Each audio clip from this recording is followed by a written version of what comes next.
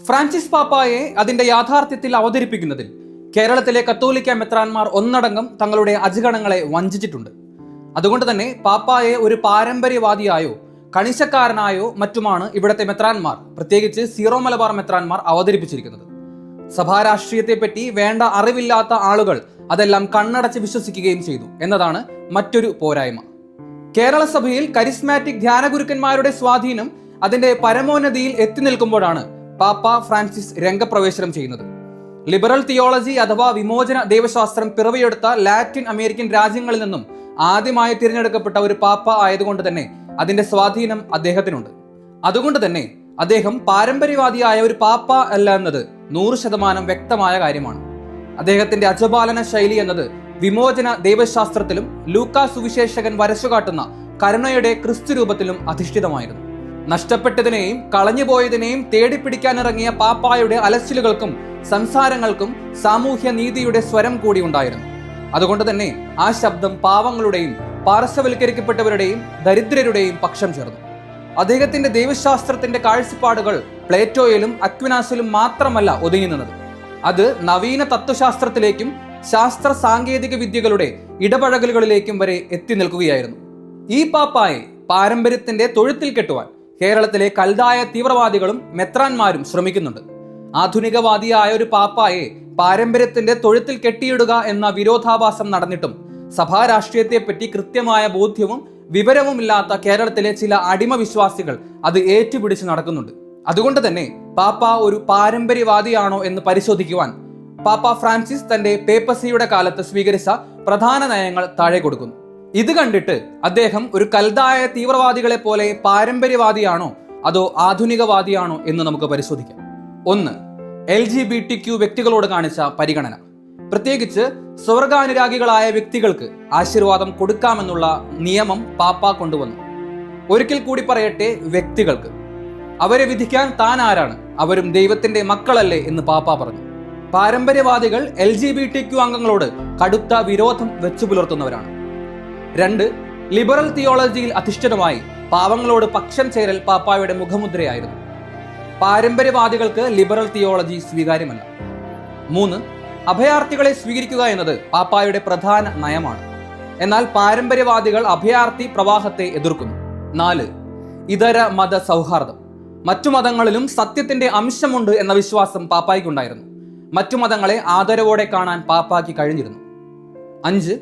Synodality എന്നത് പാപ്പായുടെ പ്രധാന നയമായിരുന്നു. മെത്രാന്മാരുടെ hierarchy മാത്രമല്ല, വിശ്വാസികളുടെ കൂട്ടുത്തരവാദിത്വവും ഇവിടെ പാപ്പ ആവശ്യപ്പെടുന്നു. പാരമ്പര്യവാദികൾക്ക് ഇത് സ്വീകാര്യമല്ല.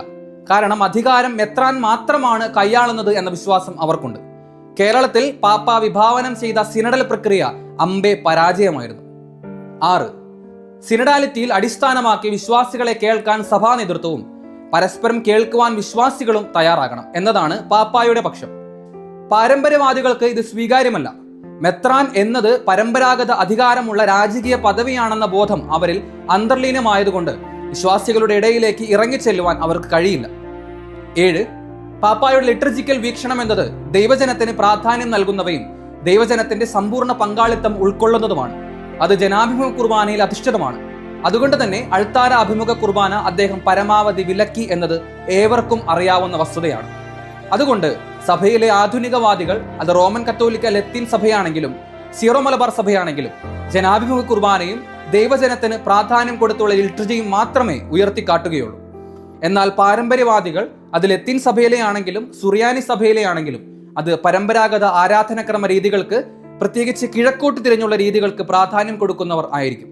ആദ്യത്തേത് വളരെ ലളിതമാക്കാനും വ്യക്തിഗത ആത്മീയതയ്ക്ക്, അതായത് സബ്ജക്റ്റിന് കൂടുതൽ പ്രാധാന്യം നൽകുമ്പോൾ, രണ്ടാമത്തേത്, അതായത് പാരമ്പര്യവാദികൾ ഒബ്ജക്റ്റിന് പ്രാധാന്യം നൽകുന്നതും ആയിരിക്കും. അതായത് ആധുനികവാദികളുടെ അഭിപ്രായത്തിൽ ലിറ്റർജി എന്നത് മനുഷ്യന് വേണ്ടിയാണ്, എന്നാൽ പാരമ്പര്യവാദികൾക്ക് പ്രധാനമായി ദൈവത്തിന് വേണ്ടിയുള്ള ആരാധനയാണ്. അത് സ്വഭാവേന കാർമ്മികനും ആചാരങ്ങൾക്കും കൂടുതൽ പ്രാധാന്യം നൽകുന്നവയായിരിക്കും. അതുകൊണ്ട് തന്നെ പാരമ്പര്യവാദികളുടെ തിരുവസ്ത്രങ്ങളും ആചാര രീതികളും വളരെ വിലപിടിപ്പുള്ളതും ആർഭാടപൂർണവുമായിരിക്കും. എന്നാൽ ആധുനികവാദികളുടേത് ലളിതവുമായിരിക്കും. പാപ്പായുടെ ശൈലി ആധുനിക കാഴ്ചപ്പാടുകളോട് ചേർന്ന് പോകുന്നതായിരുന്നു. എന്നാൽ സീറോ മലബാർ സഭയിലെ മെത്രാന്മാർ അദ്ദേഹത്തെ പാരമ്പര്യവാദത്തിലേക്ക് വലിച്ചിഴച്ച് കുടുക്കുവാൻ നോക്കിയിരുന്നു. എറണാകുളത്തെ വൈദികരെയും വിശ്വാസികളെയും രണ്ടായി കാണിച്ച് അദ്ദേഹത്തെ തെറ്റിദ്ധരിപ്പിച്ചു. എന്നാൽ ഇതൊരു അതിരൂപതയുടെ മുഴുവൻ വിഷയമാണെന്ന് മനസ്സിലാക്കിയ അദ്ദേഹം വൈദികർക്കെതിരെ ഒരു നടപടി പോലും സ്വീകരിക്കാതെ അതിരൂപതയെ ഉൾക്കൊള്ളുവാൻ സിനഡിനോട് ആഹ്വാനം ചെയ്യുകയും ചെയ്തു. തന്റെ ആശയങ്ങൾ അനുവർത്തിക്കുന്ന എറണാകുളം അങ്കമാലി മേജർ അതിരൂപതയോടുള്ള അദ്ദേഹത്തിന്റെ ഐക്യദാർഢ്യം ആർച്ച് ബിഷപ്പ് പാംബ്ലാനി തന്നെ വെളിപ്പെടുത്തിയതാണ്. കുർബാന വിഷയത്തിൽ അദ്ദേഹം തെറ്റിദ്ധരിക്കപ്പെട്ട് പറഞ്ഞത് അദ്ദേഹത്തിന്റെ ആശയമല്ല, മറിച്ച് സിനഡിലെ കൽദായ വിഭാഗത്തിന്റെ ആശയമായിരുന്നു. പൗരസ്ത്യ സഭകളോടുള്ള ബഹുമാനാർത്ഥം ആ തീരുമാനത്തെ പാപ്പ പറഞ്ഞു എന്നല്ലാതെ അതൊരിക്കലും ഫ്രാൻസിസ് പാപ്പായുടെ കാഴ്ചപ്പാടായിരുന്നില്ല. 8. മുതലാളിത്ത വിമർശനം വിമോചന ദൈവശാസ്ത്രത്തിന്റെ ഒരു പ്രത്യേകതയാണ്. ഫ്രാൻസിസ് പാപ്പായാലും അത് വ്യക്തമായിരുന്നു. എന്നാൽ പാരമ്പര്യവാദികൾ പൂർണ്ണമായും മുതലാളിത്തത്തോട് കൂറു പുലർത്തുന്നവരാണ്. ഉദാഹരണമായി അദ്ദേഹം ട്രംപിനോട് പുലർത്തിയ രാഷ്ട്രീയ എതിർപ്പും പാരമ്പര്യവാദികൾ ട്രംപിനെ ഉയർത്തിക്കാട്ടാനുള്ള ഉത്സാഹവും താരതമ്യം ചെയ്താൽ മതിയാവും. 9. പരിസ്ഥിതി സംരക്ഷണം പാപ്പായുടെ മറ്റൊരു പ്രധാന ആശയമാണ്. മനുഷ്യന് വേണ്ടി മാത്രമല്ല, പ്രകൃതിക്ക് വേണ്ടിയും അതിനെ സംരക്ഷിക്കുവാൻ മനുഷ്യന് കടമയുണ്ടെന്ന് അദ്ദേഹം ആഹ്വാനം ചെയ്തു. എന്നാൽ പാരമ്പര്യവാദികൾക്ക് പ്രകൃതി മനുഷ്യന് വേണ്ടി മാത്രം ഉള്ളതാണ്, അവന്റെ ഉപയോഗമാണതിൽ സർവ്വപ്രധാനം. 10. പൗരോഹിത്യ ആധിപത്യത്തെ പാപ്പ നിരന്തരം വിമർശിച്ചിരുന്നു. ആധുനികവാദികളും ഈ ധൈര്യം കാണിക്കുന്നവരാണ്. എന്നാൽ പാരമ്പര്യവാദികൾക്ക് പുരോഹിതരുടെയും മെത്രാന്മാരുടെയും മേലുള്ള വിമർശനം എന്നത് കടുത്ത തിന്മയും സഭാവിരുദ്ധതയുമാണ്. 11. മാറിവരുന്ന ശാസ്ത്രത്തെ ഉൾക്കൊള്ളുവാൻ ആധുനികവാദികൾക്ക് കഴിയും. കാരണം ഈ ലോകത്തിന്റെ അടിസ്ഥാന കാരണം ദൈവമാണെന്ന ബോധ്യം അവർക്കുണ്ട്. അതെങ്ങനെ എന്ന ചോദ്യത്തിന്റെ ഉത്തരമാണ് ശാസ്ത്രം എന്നത് അവർ മനസ്സിലാക്കിയിരുന്നു. ഈ നിലപാട് പാപ്പായിലും വ്യക്തമായിരുന്നു. എന്നാൽ ശാസ്ത്രത്തെ ഒരു പരിധി വിട്ട് ഉൾക്കൊള്ളുവാൻ പാരമ്പര്യവാദികൾക്ക് കഴിയുകയില്ല. 12. സഭാഭരണത്തിൽ പല വിഷയത്തിൽ പാപ്പ നവീകരണം കൊണ്ടുവന്നു. നവീകരണം ആധുനികവാദികൾ മുന്നോട്ട് വയ്ക്കുന്ന ആശയമാണ്. മാറ്റാൻ പറ്റാത്ത വിഷയങ്ങളായി നിയമങ്ങളെയും ചില പാരമ്പര്യങ്ങളെയും പാരമ്പര്യവാദികൾ എക്കാലവും ഉയർത്തിപ്പിടിക്കുന്നു. 13. സഭയുടെ പ്രധാന ഇടങ്ങളിൽ സ്ത്രീ പ്രാതിനിധ്യം കൊണ്ടുവരുവാൻ പാപ്പ പ്രയത്നിച്ചു. എന്നാൽ പാരമ്പര്യവാദികൾ സ്ത്രീ പ്രാതിനിധ്യം എതിർക്കുന്നു. 14. ആധുനികവാദികൾ സുവിശേഷത്തിലും വ്യക്തിഗത ആത്മീയതയിലും ശ്രദ്ധ കേന്ദ്രീകരിക്കുന്നു. പാപ്പായും സുവിശേഷ മൂല്യങ്ങൾ മുറുകെ പിടിച്ച വ്യക്തിത്വമായിരുന്നു. എന്നാൽ പാരമ്പര്യവാദികൾ പാരമ്പര്യത്തിന് പ്രാധാന്യം കൊടുക്കുന്നു. 15. ആധുനികവാദികൾ മനുഷ്യ കേന്ദ്രീകൃതമായി ദൈവത്തെ നോക്കുകയും മനുഷ്യനിൽ ദൈവത്തെ കാണുകയും ചെയ്യുന്നു. പാരമ്പര്യവാദികൾ ദൈവ കേന്ദ്രീകൃതമായി മനുഷ്യനെ പരിഗണിക്കുന്നു. ആദ്യത്തേത് മനുഷ്യനിലേക്ക് ഇറങ്ങിച്ചെല്ലുന്നതാണ്. രണ്ടാമത്തേത്, അതായത് പാരമ്പര്യവാദം, മനുഷ്യൻ ദൈവത്തിലേക്ക് തിരിയുന്നതിന്റെ പ്രാധാന്യത്തെ ഉയർത്തിക്കാട്ടുന്നു. ഫ്രാൻസിസ് പാപ്പ മനുഷ്യനിലേക്ക് തിരിക്കേണ്ട ദൈവത്തിന്റെ കരങ്ങളായി മാറുവാൻ നമ്മോട് ഉദ്ബോധിപ്പിച്ചു. ഈ പരസ്പരം കൈകൊടുക്കലിന്റെയും ചേർത്ത് പിടിക്കലിന്റെയും കേൾക്കലിന്റെയും തുറവിയുടെയും സംവാദത്തിന്റെയും നീതിയുടെയും സമത്വത്തിന്റെയും അവകാശങ്ങളുടെയും പാതയിലാണ് അദ്ദേഹത്തിന്റെ സഭ ഒരു സമൂഹം എന്ന നിലയിലുള്ള അദ്ദേഹത്തിന്റെ കാഴ്ചപ്പാട് ആരംഭിക്കുന്നത്. അത് തന്നെയാണ് അദ്ദേഹത്തിന്റെ സിനഡൽ സഭയും ഒപ്പം നടക്കണമെന്ന ആശയവും. ഇതെല്ലാം സഭയുടെ തുടർച്ചയ്ക്കായുള്ള ഉയർത്തെഴുന്നേൽപ്പിലേക്ക് അഥവാ നവീകരണത്തിലേക്ക് നയിക്കുന്നവയാണ്.